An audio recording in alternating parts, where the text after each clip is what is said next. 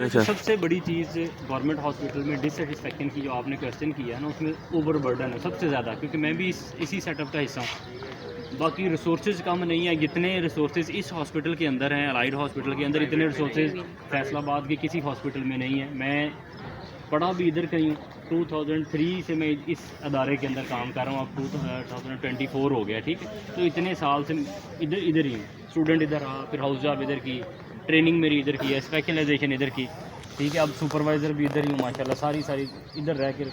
तो इधर रिसोर्सेज की जो है वो कमी बिल्कुल भी नहीं है, ठीक है। बाकी ये चीज़ होती है कि नीयत की कमी, ये डेफिनेटली हम ह्यूमन बीइंग है ना, ह्यूमन बीइंग की नेचर होती है कि अगर ड्यूटी हमारी सपोज़ 8 से लेके 2 बजे तक है तो 9 बजे आना और जल्दी जाना, तो ये भी फैक्टर्स हैं, ठीक है। फिर ओवर बर्डन और अनड्यू रेफरल जो है, और मेन रीज़न क्या है, अनड्यू रेफरल। मतलब एक पेशेंट जिसको सर दर्द है और उसको बेसिक हेल्थ यूनिट में, ठीक है, या RIC में ट्रीटमेंट लेनी चाहिए, वो भी अलाइड में आ गया जी मैं अपना सिर चेक करा लूँगा, ठीक है। एक की टांग में दर्द है। अब ये अलाइड हॉस्पिटल क्या है, एक टर्शरी केयर हॉस्पिटल है। अब टर्शरी केयर हॉस्पिटल का कंसेप्ट क्या होना चाहिए कि इधर पेशेंट कौन सा आए, एक्सट्रीम केस, रेफरल केसेस आए, ठीक है। अब इधर अनफॉर्चुनेटली वो वाला फ्लो जो होना चाहिए वो नहीं फॉलो हो सकता ना, या हो नहीं रहा किसी वजह से। अगर हर यूनिट पे, बेसिक हेल्थ यूनिट पे वो भी लोग काम कर रहे हैं, मैं ये नहीं कह रहा काम नहीं कर रहा, किसी ये हमारी डिबेट नहीं है कि उधर भी काम हो रहा होगा, लेकिन एक सिस्टमेटिक वे से नहीं हो। अगर सिस्टमेटिक वे से ये काम होना शुरू हो जाए, इधर सिर्फ रेफरल पेशेंट आए, सपोज इधर नॉर्मल डिलीवरीज भी चल रही हैं, कॉम्प्लिकेटेड सिजेरियन भी चल रही हैं। फिर एक और हमारा जो बहुत बड़ा इम्पैक्ट है, क्वैकरी बहुत है। सिजेरियन किया किसी ने, बंदा 5 पड़ा है, सिजेरियन करके फिर ब्लीड करता करता उसको इधर भेज दिया। मैडम की जो स्पेशलिटी है जैसे पीडियाट्रिक्स है, तो बच्चे को इनिशियली इंजेक्शन लगा के जब वो कॉम्प्लिकेट हो गया जब अलाइड में ले जाए। तो ये वाली जो चीज़ें हर फैक्टर को हमने ध्यान में रखना, जब भी डिबेट हो तो ये इसमें कोई किसी इंडिविजुअल का फॉल्ट नहीं है। बाकी ठीक है, जो गवर्नमेंट जॉब के अंदर है लोग ज़रा ओवर रिलैक्स हो जाते हैं, ठीक है। अनफॉर्चुनेटली वो सिस्टम जो होने चाहिए, हम लोग पीछे क्यों रह गए, हमारा मुल्क पीछे क्यों रह गए, हम तरक्की क्यों नहीं कर रहे कि हमने वो डिसिप्लिन छोड़ दिया जो हमारे मज़हब ने हमें ईमानदारी सिखाई, वो छोड़ दी।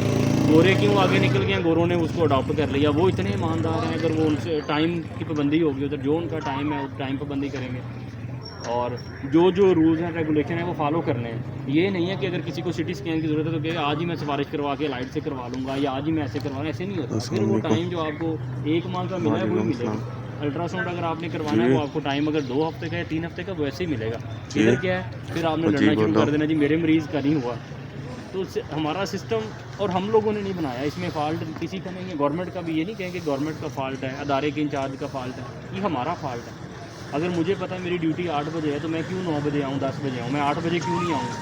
अगर मुझे पता है मेरी ड्यूटी का टाइम 2 बजे तक है, ठीक है, तो मैं क्यों ना अपनी ड्यूटी पूरी करूँ। अगर मैं अपनी ड्यूटी, हर बंदा ये सोच के अपना काम पूरा करना शुरू करेगा तो सिस्टम खुद बहुत इंप्रूव कर देगा।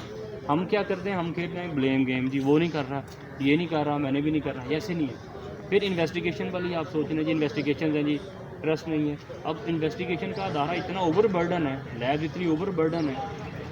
इन्वेस्टिगेशन का क्या रूल है, इन्वेस्टिगेशन यूज़फुल कौन सी होती हैं, जो मरीज़ की तशख़ीस में मदद दे या उसकी तशख़ीस जो डॉक्टर ने बनाई है उसको। इसके अलावा जो इन्वेस्टिगेशन आप करवा रहे हैं वो यूज़फुल नहीं है। हम क्या करते हैं, एक मरीज़ की जी इस जगह से हुई है, इसको दोबारा करवा लें, इस जगह से इसको दोबारा करवा लें। JVC साहब ने भी शायद कल बताया होगा कि हम अब इन्वेस्टिगेशन को ट्रीट कर रहे हैं, पेशेंट्स को तो ट्रीट ही नहीं कर रहे हैं। अगर पेशेंट्स की बातें सुन लें, सिर्फ उसकी हिस्ट्री ले लें, 2-4 मिनट उसको एक्स्ट्रा लगा दें, तो आपको आधी से कम इन्वेस्टिगेशन जो है वो करवानी पड़ेंगी, करवानी नहीं पड़ेंगी।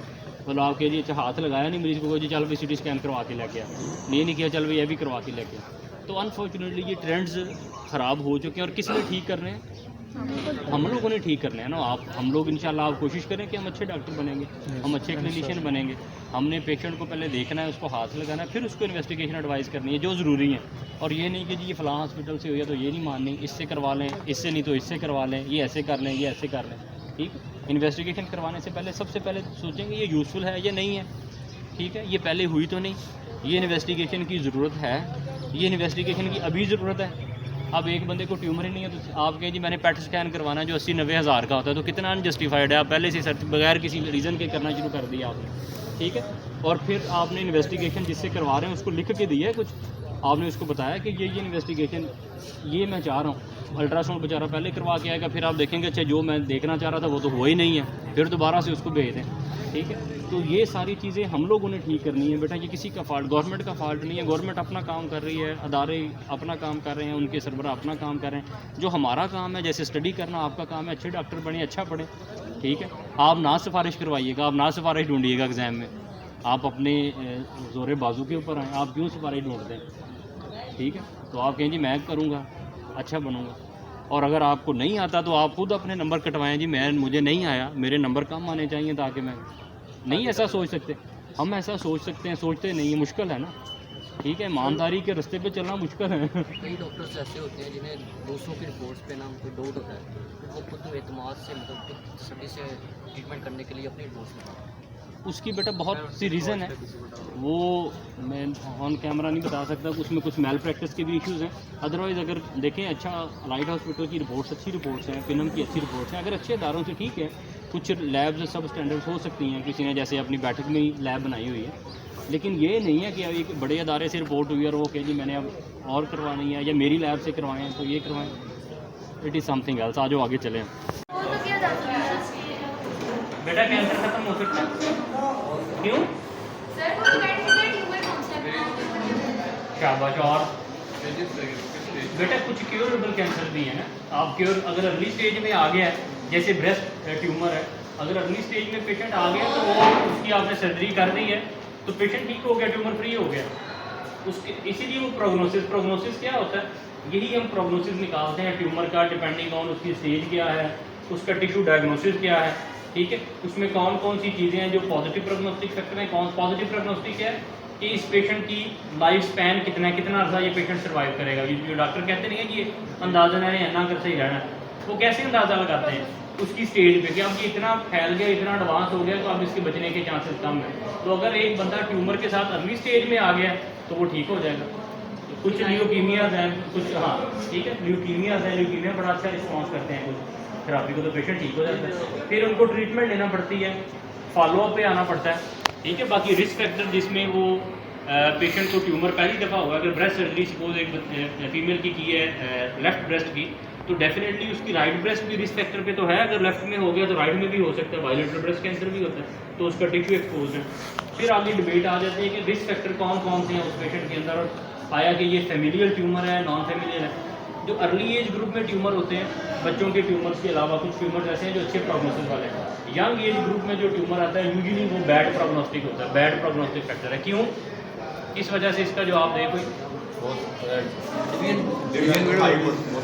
और यंग एज ग्रुप में अगर एक यंग फीमेल है 18 ईयर्स में उसको ब्रेस्ट कैंसर हो गया है, ठीक है, या एक जवान लड़का है 18-20 साल 16 साल की उम्र में उसको कोलोरेक्टल कार्सिनोमा हो गया है, तो इसका प्रोग्नोसिस अच्छा है या जो एंड 45-50 की एज में हुआ है?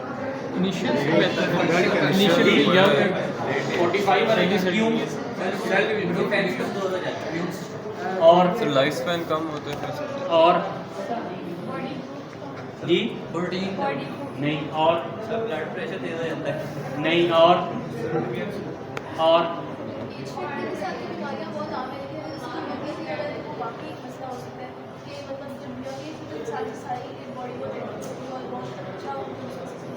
और कुछ जी क्यों?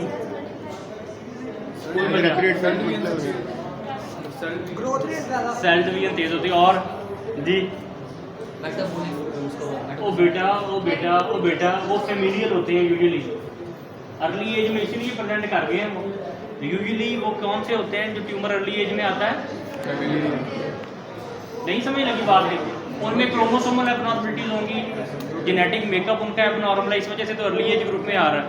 अगर एडवांस एज ग्रुप में आ रहा है तो इसका मतलब है उसमें इन्वायरमेंटल फैक्टर का सेकेंडरी थ्योरी हुई है, तो फिर वो प्रेजेंट किया है। अर्ली एज ग्रुप में आ रहा है तो इस वजह से उसका प्रोग्नोसिस वर्स है। क्यों? क्योंकि वो एबनॉर्मलिटी ज़्यादा चांसेस है, ये फेमिलियल ट्यूमर है। ठीक है, जैसे फीमेल्स आती हैं तो उनमें inflammatory breast cancer, triple negative breast cancer early age group में, बर्का जीन्स म्यूटेशंस हैं, वो म्यूटेशंस उनमें आई होती हैं, तो इस वजह से वो इतना अग्रेसिव होता है। फिर उसमें थेरापीज आपके पास कम अवेलेबल होती हैं। रीज़न क्या है? रीज़न क्या है? और ट्यूमर के बारे में कोई क्वेश्चन? पाकिस्तान में मोस्ट कॉमन कौन सा है जी? अनफॉर्चुनेटली पाकिस्तान के अंदर इस तरह का डाटा कैलकुलेट नहीं हो रहा, लेकिन ब्रेस्ट कैंसर जो है ना वो हमारे इधर सेटअप के अंदर वही कॉमन।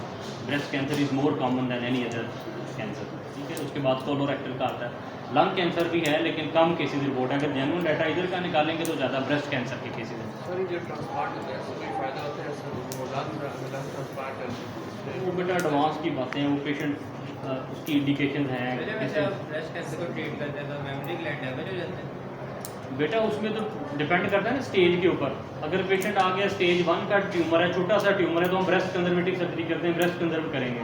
और अगर वो एडवांस स्टेज का तो फिर तो हमें वो सारी रिमूव करनी पड़ेगा, सारे का सारा टिश्यू रिमूव करना पड़ेगा, वरना वो सर और अगर पेशेंट एक ब्रेस्ट में है और दूसरी ब्रेस्ट एट रिस्क है तो उसकी कोई प्रिवेंशन वगैरह उसकी? हाँ, उसकी प्रिवेंशन के बेशुमार ऑप्शन हैं।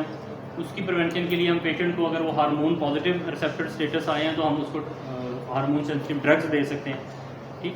तो वो पॉसिबल फिर पेशेंट का फॉलोअप करेंगे कि उसको कोई लम्प तो नहीं डेवलप हो रहा, पेशेंट को गाइड करेंगे, सेल्फ ब्रेस्ट एग्जामिनेशन करें, मतलब मल्टीपल ऑप्शन यू हैव।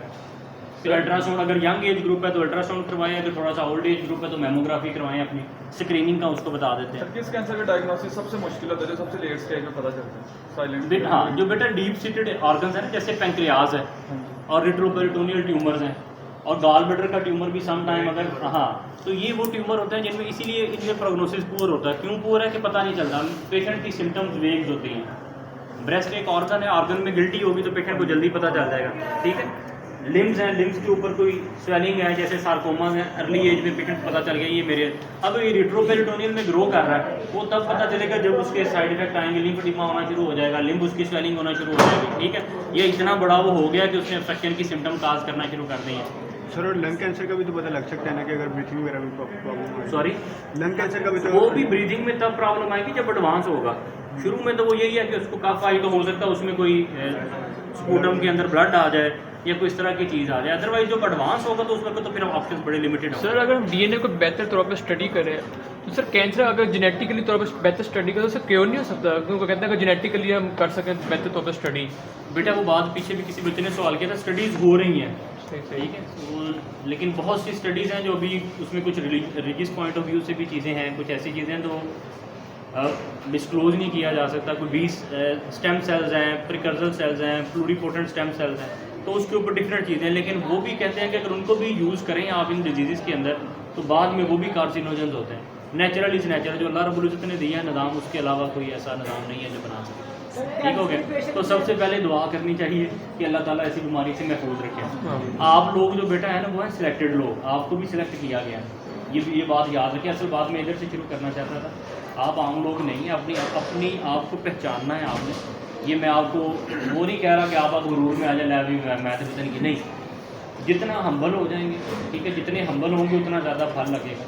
फिर अल्लाह रब्बुल इज़्ज़त आपको मौका दिया कि कितने लोगों से सिलेक्ट करके आपको आगे लेके आए, तो अपनी असलियत को पहचाने, जेन्युइन वाले डॉक्टर बने, जेन्युइन वाले, नॉन जेन्युइन ना बने बराए मेहरबानी, ठीक। और जेन्युइन डॉक्टर बनने के लिए क्या ज़रूरी है? मेहनत ज़रूरी है, हम्बलनेस ज़रूरी है, ठीक है। अल्लाह ताला पे भरोसा बड़ा ज़रूरी है, ऑनेस्टी बड़ी ज़रूरी है, डेडिकेटेड होना बड़ा ज़रूरी है। ये ना हो कि एंड में आप प्रॉब में 1 माह पढ़ें, जो बच्चे 1 माह पढ़ के पास होते हैं अभी आ जाए आए वार्ड्स में, मैं आपका कंपैरिजन, आप कहते हैं ना आपके सीनियर कुछ कहेंगे पढ़ने का फ़ायदा कोई नहीं, पास से हो जाए, बहुत सारे आपको मिलेंगे ऐसे, लेकिन वो फजूल लोग हैं, वो भी जाते हैं, ये रट्टे से हो सकते हैं ना।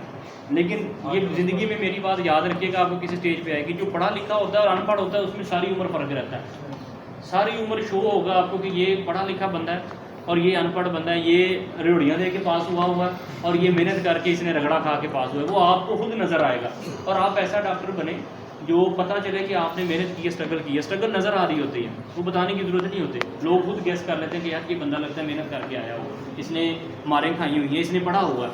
अगर डिस्टिंक्शन ली है तो ये किसी डॉक्टर का बच्चा नहीं है, फिर भी अगर डिस्टिंक्शन ले ली है तो ये कमाल की बात है, इसने मेहनत करके ली हुई है। तो आपने अब सबसे प्राइम आपकी ड्यूटी है पढ़ना, दिल लगा के पढ़ेंगे, अच्छे डॉक्टर बनेंगे।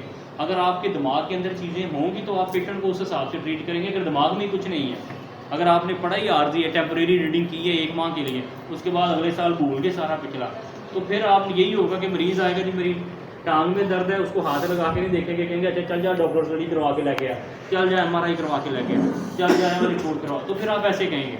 तो अगर आप पढ़े लिखे हैं, कुछ सोचेंगे, पेशेंट से कुछ सवाल करेंगे, आपके जहन में कुछ होगा कि यार इस रिपोर्ट का कोई फ़ायदा भी है या नहीं, ये मैं इस मरीज़ से ये करवा रहा हूँ या ये मैं उसके टेस्ट के पैसे लगेंगे, बेचारे को खजल ख्वार होना पड़ेगा, आया कि उसकी ट्रीटमेंट में उसका फ़र्क पड़ेगा या नहीं पड़ेगा, ये कब पता चलेगा?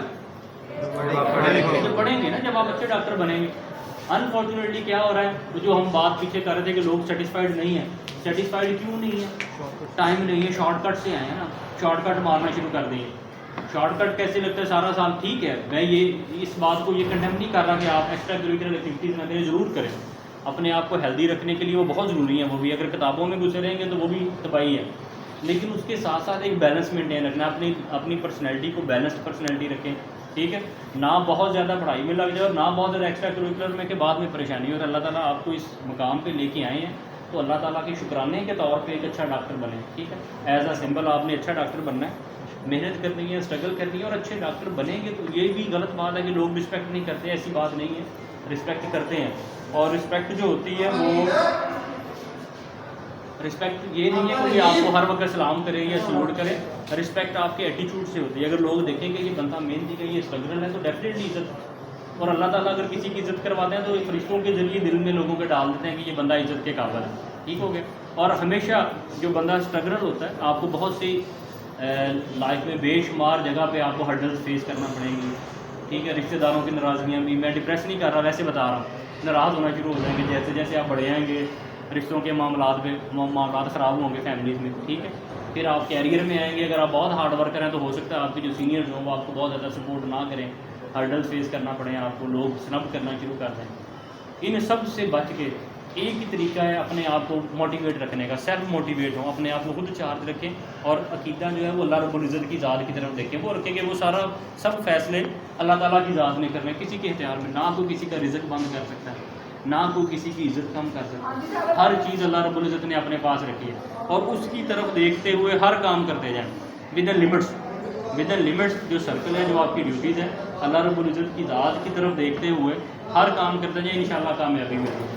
और कामयाबी ये नहीं है, किसी ने ना एक बड़े कार्डियक सर्जन से जिसने सबसे पहले कार्डियक सर्जरी ईजाद की, किसी ने उससे सवाल पूछा कि जी आप तो ज़िंदगी के लकीएस्ट मैन हैं, ये मैं ऑन रिकॉर्ड है बात, उन्होंने कहा जी you are the luckiest person of the world. उसने कहा नहीं मैं अनलकी पर्सन हूँ, जिसने पहला बाईपास किया बेटा उसकी बात बता रहा हूँ। उसने कहा नहीं मैं अनलकी पर्सन। उन्होंने कहा जी क्यों, आपने बाईपास किया, you are the luckiest person, ये ऐसी सर्जरी आपने याद कर दी, लोग सारी उम्र आपको याद रखेंगे, किताबों में आपका नाम लिखेंगे। वो कहता है जी आई एम अनलकी पर्सन। साथ ही उसने रोना शुरू कर दिया, कहता है मेरे बच्चे कोई नहीं है, मेरी वाइफ नहीं है, मेरे पेरेंट्स नहीं है, मैं अकेला हूँ, तो मैं कैसे लकी पर्सन हो सकता हूँ। मतलब हर एक का डिफरेंट पैरामीटर होता है सक्सेस का। तो सबसे अच्छा जो पैरामीटर सक्सेस का मेरे हिसाब से है वो आपकी इंटरनल सेटिस्फेक्शन हो। आप जब रात को सोएं तो कहें यार मैंने कोई ऐसा मेरे ऊपर लोड नहीं है, मैंने किसी से ज़्यादती नहीं की, ठीक है, मैंने ईमानदारी से अपना काम किया और सुकून से सो जाएं, तो ये सबसे बड़ी सेटिस्फेक्शन है।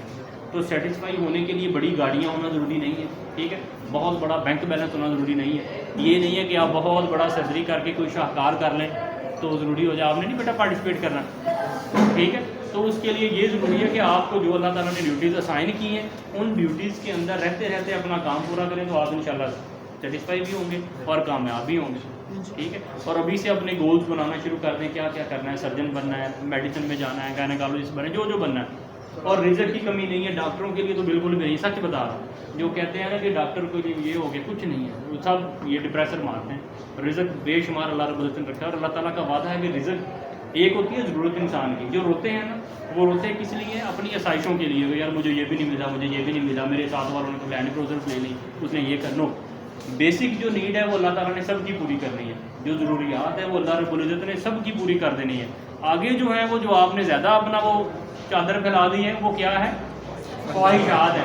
ख्वाहिशात का वादा नहीं है, ठीक है, ज़रूरियात का वादा अल्लाह रब्बुल इज़्ज़त ने। पत्थर के अंदर भी रिज़्क दे रहा है ना, कीड़ों को दे नहीं रहे अल्लाह ताला की ज़ात, जानवरों को भी दे रहे हैं, परिंदे भी ले रहे हैं, सुबह उठते हैं जाते हैं रिज़्क दे रहे हैं, कोई भूखा नहीं मरता।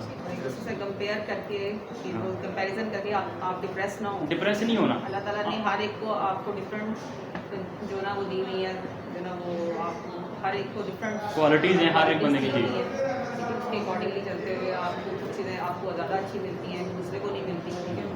दूसरा, हर एक का कंपैरिजन जो ना वो अल्लाह ताला ने अपना एक सर्कल बनाया हुआ, जो आपको एक चीज़ प्रोवाइड करना है वो अल्लाह ताला ने हर एक को देना ही देना है, उसका एक सर्कल और खुद से मोटिवेट होना है। ये जो आजकल आ रहा है वो फलां हमें तो हमारा मज़हब भी इतनी बड़ी मोटिवेशन देता है, आपका सलातो व सलाम की ज़ात कम है मोटिवेशन के लिए यार। उनको पढ़े तो सारी मोटिवेशन, हर तरीका हमें मिल जाता है, ज़िंदगी गुजारनी कैसे है, किस तरह से करना है।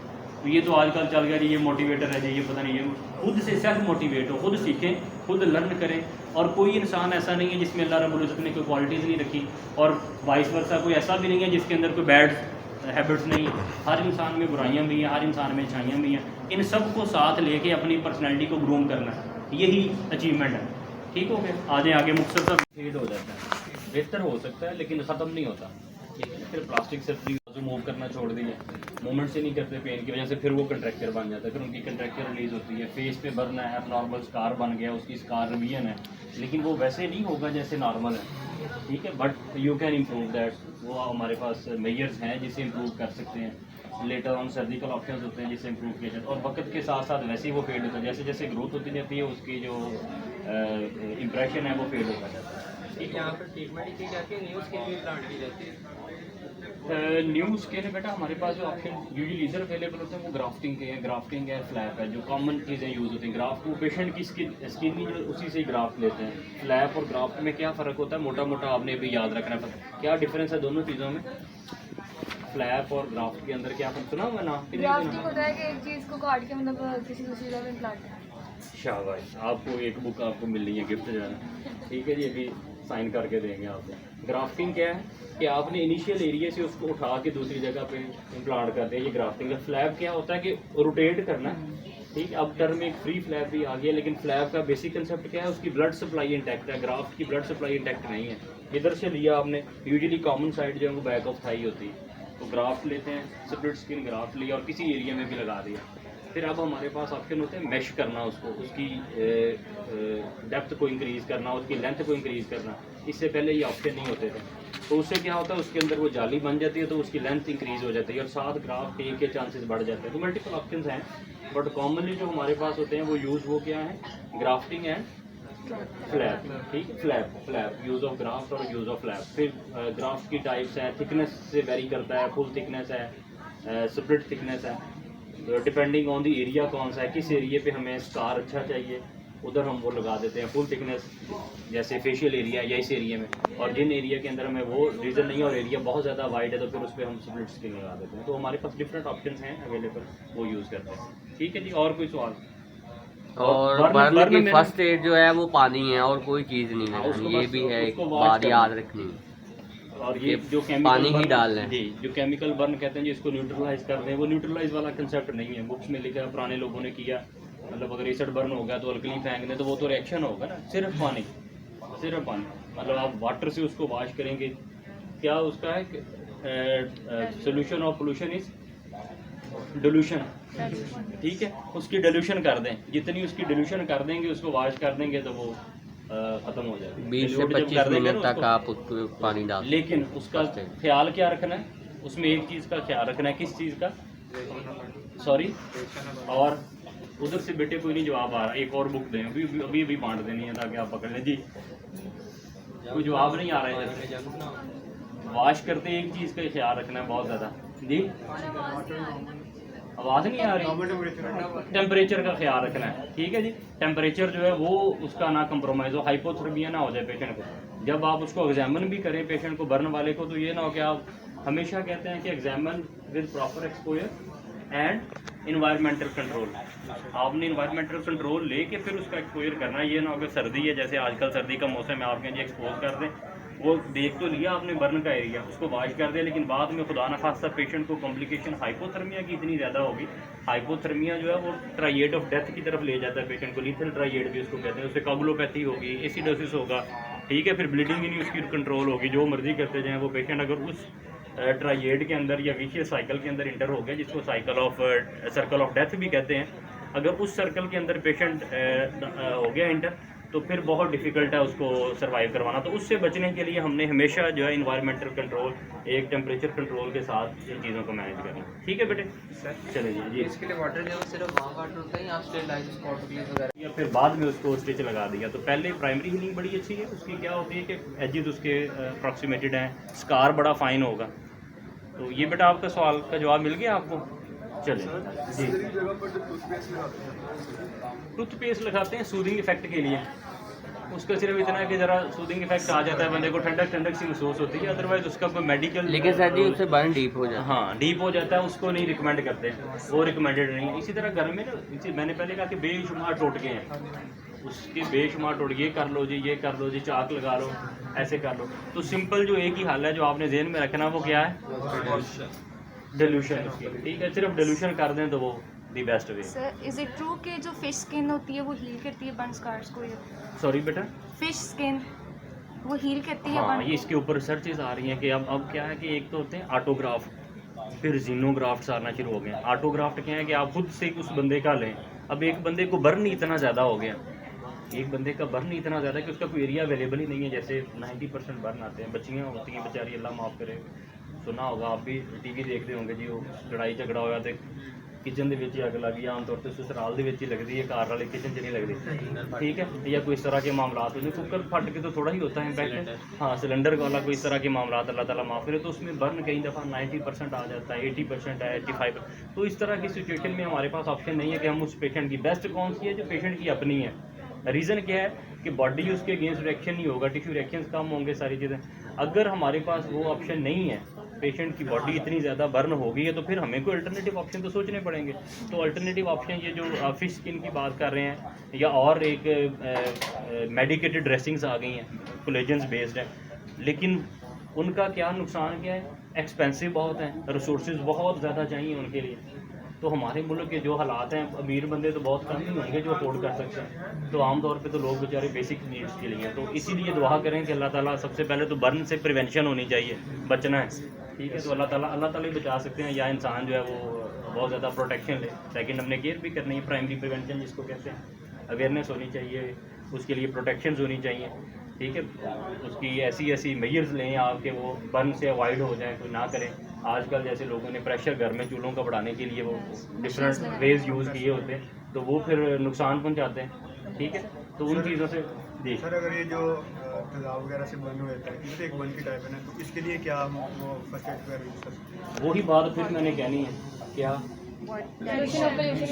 डिल्यूशन उसकी कर रहे हैं। ठीक है जी। जब जैसे बात की सिलेंडर की, अगर वो फटे तो ब्लास्ट हो, तो जब कहा जाता है कि फर्स्ट एड के लिए उसके ऊपर कोई ब्लैंकेट या कोई टॉवल कोई है ना, वो उसके ऊपर डाल दें ताकि फौरन हो जाए। सबसे पहले तो बेटा उसको ये करना है कि आपने उस एरिया को देख के उसकी नहीं सर, अगर जी अभी आग लगी हुई है, फॉर एग्जाम्पल खुदा ना खास्ता किसी इंसान को लगी हुई है, उसके ऊपर अगर ब्लैंकेट वगैरह डालें तो वो भी तो बर्न होकर उसकी बॉडी के साथ स्टिक हो सकता है स्टिक ना। हो जाता है, तो बिल्कुल क्या हो जाता है। ये मतलब सही है?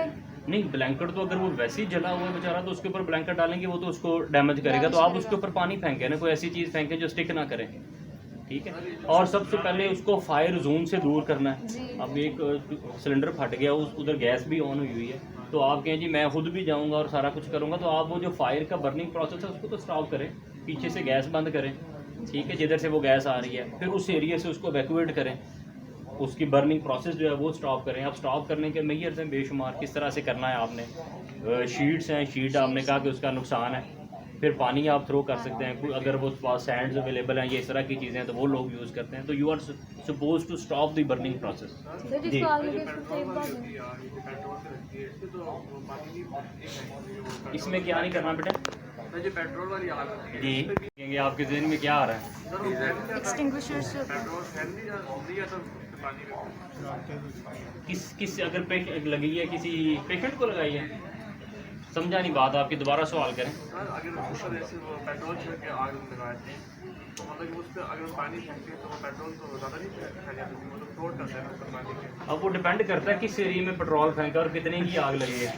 अगर वो सारा ही बेचारा जल रहा है, अगर तो सारी उसकी बॉडी अल्लाह ताला माफ़ करे जल रही है तो फिर तो हमारे पास और ऑप्शन नहीं है। तो अगर वो किसी आर्म पे या हैंड पे या इस एरिया में तो फिर तो आप वॉश करेंगे तो ठीक हो जाता है। इलेक्ट्रिक बर्न से वाटर कैसे मतलब हीट करता है, तो शुरू में हम क्यों यूज़ करते हैं, नहीं शुरू कर देते हैं, तो इससे क्या मतलब इफेक्ट होता है, जैसे मतलब हमेशा फर्स्ट एड की जो भी बेटा फर्स्ट एड एक तो ये है कि वो एरिया जो बर्न हुआ है, अब बर्न एरिया में क्या, बेटा सुनो कोई बात नहीं, अगर आप तक रहे हो अच्छी बात है, कोई सवाल पूछ रहा है तो इसका मतलब है उसका दिमाग सोच रहा है ना, तो उसको इनकरेज किया करें बेटा, ठीक है। अच्छा आपने सवाल पूछा है कि इससे वाश क्यों करना है हमने, वाश करने का एक तो मकसद है कि वो डिल्यूशन हो जाए, सेकंड उसका पर्पस क्या है कि उस एरिया की कंटेमिनेशन जो है वो कम हो जाए, जो कंटेमिनेशन उसकी हो गई है। थर्ड पर्पस क्या है, उस एरिया को हेल्दी भी रखना है ना। अब उस एरिया पे स्लफ जमना शुरू हो जाएगा, नॉर्मल नहीं रहा, नॉर्मल स्किन है आप आगे फिजियोलॉजी में, इसीलिए तो ये सारा इंटीग्रेटेड सिस्टम का जो नारा लगा ये एक अच्छा सिस्टम है कि आपको यही तो पता चलेगा कि हमने ये फिजियोलॉजी क्यों पढ़ी है, एनाटमी क्यों पढ़ी है, सर्जरी का इसमें क्या रोल है, मेडिसिन और पैथोलॉजी में क्या इंटीग्रेटेड चीज़ें हैं। तो नॉर्मल हेल्दी स्किन के अंदर तो अल्लाह रब्बुल इज़्ज़त ने इतने मैकेनिज्म रखे हैं, अल्लाह ताला की शान है, वो खुद कितने शान वाले हैं कि उन्होंने हर चीज़ की प्रोटेक्शन रखी हुई है। स्किन इतनी थिक है, ठीक है। अब तेज़ाब जो हमारे स्टमक के अंदर पड़ा हुआ है, अगर उसको ऐसे निकाल के हाथ में फेंके तो हाथ भी जला देगा, हम जो खाते हैं हज़म हो जाता है। तो ये तो अल्लाह रब्बुल इज़्ज़त का निज़ाम है, इतनी सी थैली के अंदर हम सारा कुछ ही फेंक देते हैं, हलाल भी फेंकते हैं, हराम भी फेंकते हैं और पता नहीं क्या क्या फेंकते हैं, ठीक है। तो सब कुछ हज़म नहीं हो जाता, कैसे हज़म होता है, डकार मारते हैं, ख़त्म होगी बात। तो ये किसका निज़ाम है, अल्लाह रब्बुल इज़्ज़त का निज़ाम है, उसने ऐसा प्यारा निज़ाम बनाया, ऐसा निराला निज़ाम बनाया। अब जब उस निज़ाम के अंदर ब्रीच आएगा, जो बर्न हुआ है तो इंसल्ट होगी ना। अब जो हेल्दी इसको मेम्ब्रेन को जो चीज़ें हेल्दी रख रही हैं, जो इसका स्वेट है, जो इसकी जो स्पेशियस ग्लैंड्स हैं हेयर के अंदर पड़े हुए, और बेशुमार ऐसी चीज़ें हैं आप पढ़ेंगे कि स्वेट के अंदर से एंटीबॉडीज़ कैसे आती हैं, क्या क्या मैकेनिज्म है, वो सारा डिस्टर्ब हो गया। अब जब वो डिस्टर्ब हो जाएगा तो फिर क्या होगा, बाहर से इन्फेक्शन के रेट भी बढ़ जाएगा। अब जब बाहर से इन्फेक्शन का रेट बढ़ेगा तो हमने उसको प्रिवेंट करना है, कंटेमिनेशन से रोकना है। तो कंटेमिनेशन से रोकने के लिए क्या करेंगे, एक तो उसको वॉश करेंगे। अब जैसे स्मोकर्स हैं, स्मोकर में क्यों ये होती है कफ और ये सारी चीज़ें, जो नॉर्मल सिलरी मैकेनिज्म है वो डिस्टर्ब हो जाता है सारा।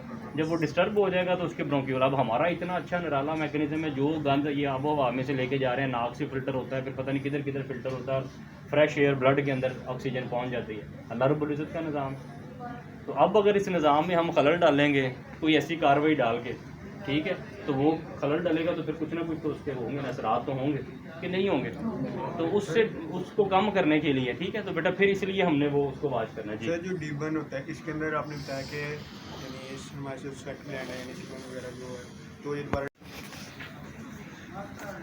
ये साथ साथ ही प्रेजेंट कर लें, उसको बेचारे का लोड कम हो जाए। बेटे आपका क्या नाम है? नाइबा वारिस।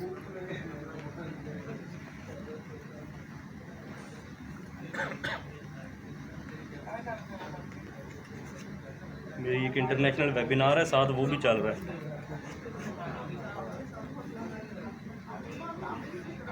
ये सर्जरी की बुक है जी आपके लिए, ये मेरी अपनी लिखी हुई। Thank you so much sir. मरीज़ हैं तो यार प्लीज़। आपका बेटा क्या नाम है? मोहम्मद शराफ।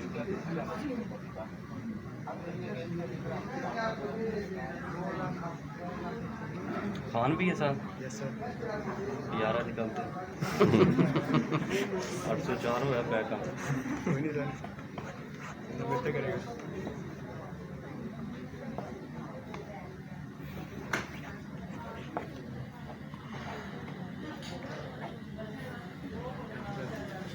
आओ जी आगे चलें। ऐसे नोट वगैरह। शाबाश हो यार, आप तो पढ़े लिखे बच्चे हो, भी पढ़ने से पहले ही पढ़ लिया आपने।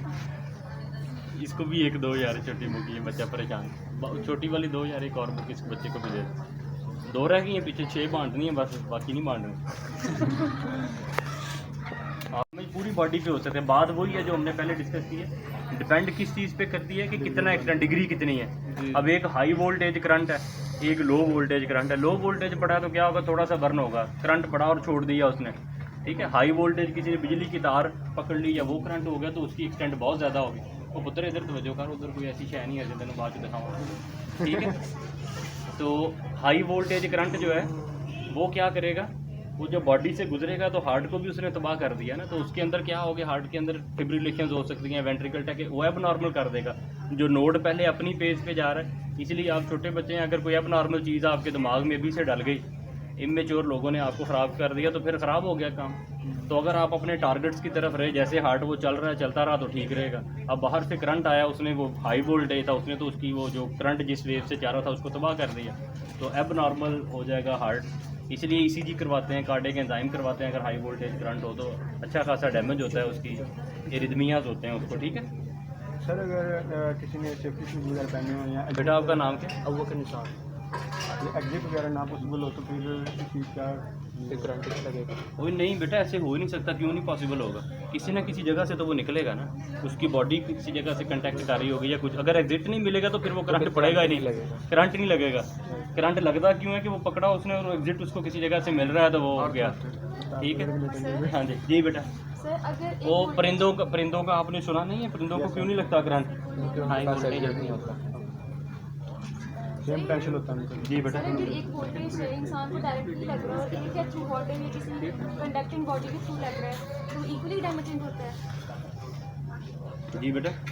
एक वोल्टेज का करंट है बॉडी को डायरेक्ट लग रहा है और एक थ्रू वाटर या किसी और कंडक्टिंग बॉडी के थ्रू लग रहा है तो वो इक्वली डैमेजिंग होता है। वो डिपेंड करता है कि कंडक्टिंग, जैसे वाटर है वो बड़ा अच्छा कंडक्टिंग मीडियम है, तो अगर तो वो उसका हाई वोल्टेज करंट तो फिर तो वो डैमेज करेगा उसको। और अगर वही वोल्टेज डायरेक्टली इसका मुझे श्योर नहीं है, मैं इसका ऐसे आई एम नॉट श्योर कि कंडक्टिंग मीडियम के साथ लगेगा तो किस एक्सटेंट का डैमेज होगा। लेकिन करंट अगर बॉडी में उसको लग रहा है, लो वोल्टेज है, तो वो डेफिनेटली, या हाई वोल्टेज है वो उसको डैमेज करेगा। कंडक्टिंग मीडियम के साथ हम किसी प्लास्टिक सर्जन से पूछ लेते हैं कि ये क्या उसका है, I am not sure. Sir वो निशान भी वो पड़ जाते हैं ना, पर वो ब्लैक ब्लू कलर के निशान रहते हैं पूरी बॉडी पे। क्रीम्स लगा रहे हैं, आ जाए वो इंशाल्लाह होप तो कि इस मंथ के एंड में या नेक्स्ट मंथ के स्टार्ट में या वो हमें मिल जाए। बेटा आगे आओ, पीछे वाले बच्चे इधर आ गए। एमरजेंसी में दो कंसेप्ट होते हैं, प्राइमरी सर्वे और सेकेंडरी सर्वे। बाकी आपको डिटेल वो बताएंगे जब वो लेक्चर होगा। तो प्राइमरी सर्वे क्या है ज़िंदगी में, आप भी हमेशा याद रखें, प्राइमरी सर्वे और सेकेंडरी सर्वे क्या चीज़ होती है बेटा, पता है किसी को? प्राइमरी सर्वे ज़िंदगी में याद रखें कि primary survey is a immediate assessment of the patient to pick life threatening injuries.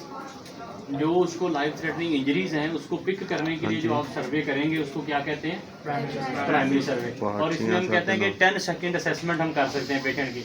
अगर कोई पेशेंट पड़ा है उससे आप ये पूछें, हाँ जी क्या है आप, क्या नाम है आपका, ठीक है, और किधर आए हैं, क्या हुआ आपको, अगर वो मरीज़ बता सकता है इसका क्या मतलब है, क्या क्या ठीक है उसका, एयरवे भी ठीक है, ब्रीदिंग भी ठीक है, सर्कुलेशन भी ठीक है और उसका एक्सटेंसिव डैमेज भी नहीं हुआ। A, B, C, D और E उसमें आता है प्राइमरी सर्वे में। तो इसको कहते हैं 10 सेकंड असेसमेंट। किसी को आप जानना चाहें कि वो उसकी क्या कंडीशन है, अगर एक्सीडेंट हुआ है, उसका ट्रामा हो, ये ट्रामा का प्रोटोकॉल है, TLS उसको कहते हैं। तो प्राइमरी सर्वे के साथ आप उसको असेस कर सकते हैं, ठीक है, और साथ साथ मैनेज भी करना है। एयरवे क्या हो सकता है उसने वो दांत बेचारे या बेचारी के टूट के मुंह के अंदर गिर गया है। एक सिंपल सा मैन्योर है कि आप उसके दांत निकाल दें, वो उसकी ज़िंदगी बच सकती है। और हो सकता है वो इस काबिल ना हो अपने दांत निकाल लेंगे, ठीक है, या उसके सिक्रीशंस बहुत ज़्यादा चली गई हैं, टंग फॉल उसका हो रहा है, ठीक है, या उसका ये फ्रैक्चर ऐसा हुआ जिसने सारा ब्लड उसने एक्सट्रैक्ट कर दिया है। तो ये सारे मैनूवर्स हैं, अगर आप उसको देख लें, मरीज़ को एयरवे उसका देख लें, ब्रीदिंग देख लें, सांस ले रहा है, चेस्ट उसकी एक्सपेंड कर रही है प्रॉपर, सर्कुलेशन उसकी पल्स वगैरह ठीक है, ठीक है, और डीप और उसके ब्रेन की असेसमेंट करने, डिटेल आपको पढ़ाएंगे जब आप सर्जरी में आएंगे। तो सिंपल आपने प्राइमरी सर्वे याद रखना। और सेकेंडरी सर्वे क्या होगा, व्हाट विल बी सेकेंडरी सर्वे जी, इसमें ये सब कुछ था तो बच्चा बताए सेकेंडरी सर्वे क्या होगा जी, जिसमें वो पेशेंट कुछ नहीं बता सकता। नहीं डिले टाइम के अंदर वो प्राइमरी में भी कुछ ज़रूरी करवाते हैं और कुछ सेकेंडरी सर्वे कहते हैं detailed assessment with purpose not to miss any injury.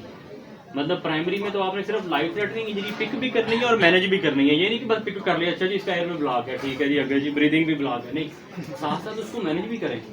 ये A क्यों रखा हुआ है, B क्यों रखा है, C क्यों रखा है। अगर एयरवे कंप्रोमाइज होगा तो पेशेंट की डेथ जल्दी होती है। देखिए इस बच्चे को ट्रेकेस्टोमी उन्होंने कर दी, बर्न हुआ है, सांस का मसला था, फिर अडीमा हो रहा है, उसका फेस सूजा हुआ है, तो अडीमे की वजह से उसको सांस लेने में दुश्वारी, इस वजह से इसका ये एयरवे बना दिया उन्होंने, एयरवे बना दिया ताकि ऑक्सीजन सप्लाई जाती रहे, वो डेफिशिएंसी ना हो।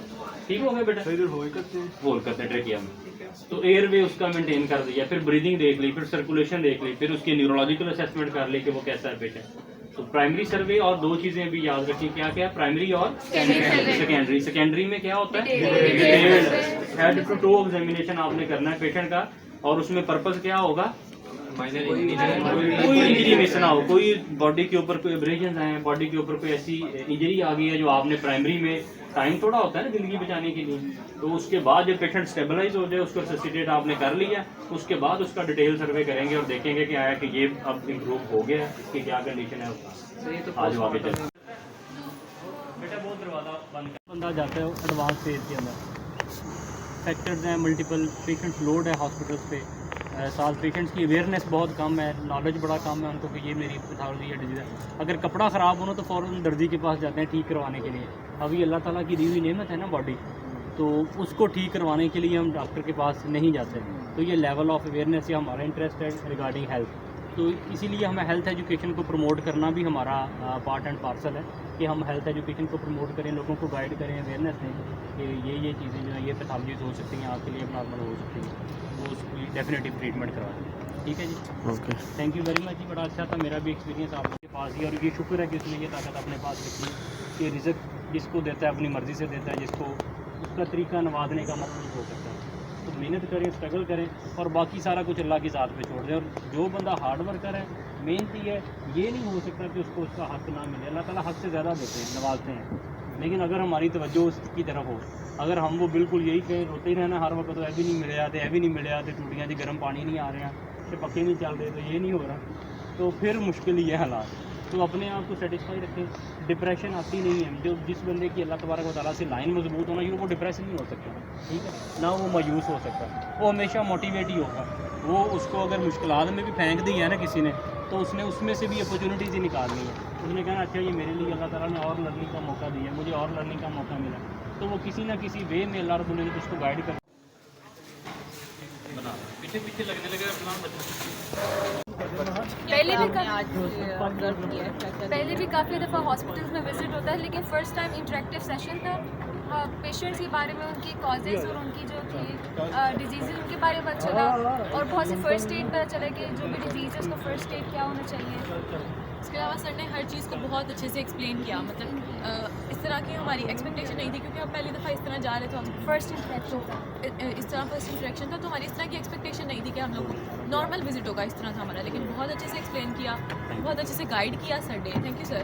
Thank you very much. Thank you ma'am. तो इसके बारे में व्यू दें, कैसा था आज आपका ये first visit? Of all first experience था तो बहुत अच्छा लगा। बाकी ये बात अच्छी है कि फ्रॉम द डे वन आपको हर चीज़ का एक्सपीरियंस दे दिया गया कि आपने यहाँ पे आना है और क्या क्या करना है। आप वहाँ पे अपने मेंटोर्स भी सिलेक्ट कर सकते हैं, उनसे अपनी गाइडेंस भी ले सकते हैं, और अच्छा था। और कोई चीज़ बेटा जो आपके जहन में, कोई क्वेश्चन ऐसा जो आपको ना पता चला हो, या कोई आपके जहन में क्वेरीज हो?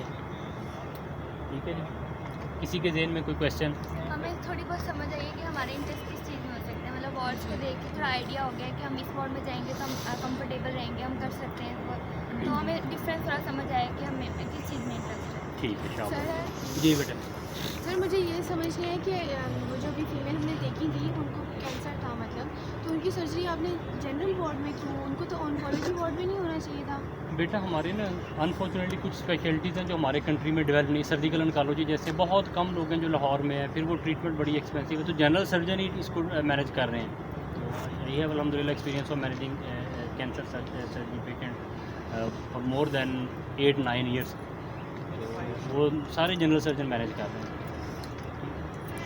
और सर्जिकल ऑन्कोलॉजी का सेपरेट वार्ड नहीं है, जब सेपरेट होगा तो डेफिनेटली आप वाली बात होगी। जी सर ट्यूमर के अकॉर्डिंग पूछना था कि हर ट्यूमर कैंसर पहले भी काफ़ी दफ़ा हॉस्पिटल्स में विज़िट होता है, लेकिन फ़र्स्ट टाइम इंटरेक्टिव सेशन था। पेशेंट्स के बारे में, उनकी कॉजेज़ और उनकी जो थी डिजीज़ उनके बारे में पता चला, और बहुत से फ़र्स्ट एड पता चला कि जो भी डिजीज़ है उसका फ़र्स्ट एड क्या होना चाहिए। इसके अलावा सर ने हर चीज़ को बहुत अच्छे से एक्सप्लेन किया, मतलब इस तरह की हमारी एक्सपेक्टेशन नहीं थी, क्योंकि हम पहली दफ़ा इस तरह जा रहे थे, हम फर्स्ट इंटरेक्शन था, इस तरह फर्स्ट इंटरेक्शन था, तो हमारी इस तरह की एक्सपेक्टेशन नहीं थी कि हम लोग नॉर्मल विजिट होगा, इस तरह था हमारा। लेकिन बहुत अच्छे से एक्सप्लेन किया, बहुत अच्छे से गाइड किया सर ने। Thank you sir. Thank you very much. Thank you ma'am. तो इसके बारे में व्यू दें, कैसा था आज आपका ये first visit? Of all first experience था तो बहुत अच्छा लगा। बाकी ये बात अच्छी है कि फ्रॉम द डे वन आपको हर चीज़ का एक्सपीरियंस दे दिया गया कि आपने यहाँ पे आना है और क्या क्या करना है। आप वहाँ पे अपने मेंटोर्स भी सिलेक्ट कर सकते हैं, उनसे अपनी गाइडेंस भी ले सकते हैं, और अच्छा था। और कोई चीज़ बेटा जो आपके जहन में, कोई क्वेश्चन ऐसा जो आपको ना पता चला हो या कोई आपके जहन में क्वेरीज हो? ठीक है जी, किसी के जहन में कोई क्वेश्चन? हमें थोड़ी बहुत समझ आई है कि हमारे इंटरेस्ट किस चीज़ में हो सकते हैं, मतलब वार्ड्स को देख के थोड़ा आइडिया हो गया कि हम इस वार्ड में जाएंगे तो हम कंफर्टेबल रहेंगे, हम कर सकते हैं, तो हमें डिफरेंस थोड़ा समझ आया कि हमें किस चीज़ में इंटरेस्ट है। ठीक है, शाबाश। सर जी बेटा। सर मुझे ये समझ नहीं है कि वो जो भी फीमेल हमने देखी थी उनको कैंसर था मतलब, तो उनकी सर्जरी आपने जनरल वार्ड में क्यों, उनको तो ऑन्कोलॉजी वार्ड में नहीं होना चाहिए था? बेटा हमारे ना अनफॉर्चुनेटली कुछ स्पेशलिटीज़ हैं जो हमारे कंट्री में डेवलप नहीं, सर्जिकल ऑन्कोलॉजी जैसे बहुत कम लोग हैं जो लाहौर में है, फिर वो ट्रीटमेंट बड़ी एक्सपेंसिव है, तो जनरल सर्जन ही इसको मैनेज कर रहे हैं। तो ये है अल्हम्दुलिल्लाह experience of managing cancer surgery patient for more than 8-9 years, तो वो सारे जनरल सर्जन मैनेज कर रहे हैं। और सर्जिकल ऑन्कोलॉजी का सेपरेट वार्ड नहीं है, जब सेपरेट होगा तो डेफिनेटली आप वाली बात होगी। जी सर ट्यूमर के अकॉर्डिंग पूछना था कि हर ट्यूमर कैंसर बेटा इमरजेंसी नहीं बन रही।